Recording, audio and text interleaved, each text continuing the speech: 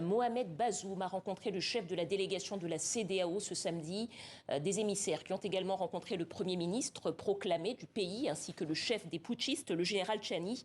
Et c'est donc l'information de la soirée. Le général Tchani annonce un dialogue national inclusif. On retrouve tout de suite le journaliste-chercheur Sédik Abba. Bonsoir.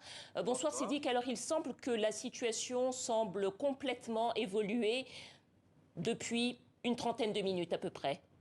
Oui, on peut dire que la situation s'est accélérée puisque tout en recevant la délégation de la CEDEAO pour la deuxième fois, et cette fois-ci elle a reçu un meilleur accueil puisqu'elle a pu rencontrer le général Tchani lui-même, le président Bazoum dont vous avez parlé, et elle s'est enquis de ses conditions de vie autour de la résidence dans laquelle il est retenu depuis le 26 juillet. Mais parallèlement à cette volonté d'ouverture, le général Tchani a annoncé la tenue d'un dialogue inclusif, ce qui suppose qu'on rentre dans une nouvelle phase, une phase de transition, puisque le but du dialogue, c'est de définir le cadre de cette transition, son calendrier, son contenu et sans doute l'organisation des prochaines élections. C'est dit que malgré tous ces signes encourageants, apparemment l'option militaire n'est tout de même pas encore complètement écartée. Oui, de part et d'autre, je crois, on n'exclut pas la possibilité d'une option militaire.